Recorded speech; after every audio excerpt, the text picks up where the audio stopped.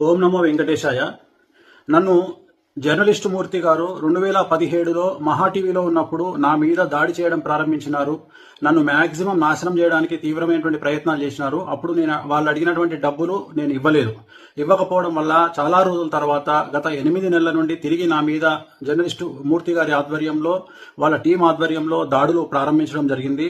డబ్బులు ఇచ్చి నాకు వ్యతిరేకంగా జ్యోతిష్యులను అలాగే కొంతమంది క్లయింట్ల రూపంలో ఉండే వ్యక్తులను తీసుకొచ్చి నా గురించి టీవీలో డిబేట్లు పెట్టి నా గురించి చెడు ప్రచారం చేయడానికి తీవ్రమైనటువంటి ప్రయత్నాలను జర్నలిస్టు మూర్తి గారు చేస్తా ఉన్నారు. సో ఎంతో మంది కష్టాల బాధల నుండి తొలగించిన నాకు చివరికి నేనే ఒక ఆత్మహత్య చేసుకునేటువంటి మానసికమైన స్థైర్యాన్ని కోల్పోయిన స్థితికి నేను వెళ్ళడం జరిగింది. సో చాలా చాలా చాలా చాలా గత 8 నెలల నుండి సుమారు 15 కేజీల బరువు తగ్గిపోవడం జరిగింది.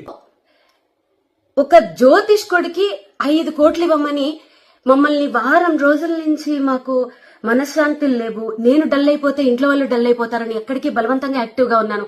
ఇద్దామంటే 5 కోట్లంటే మాట్లాడండి.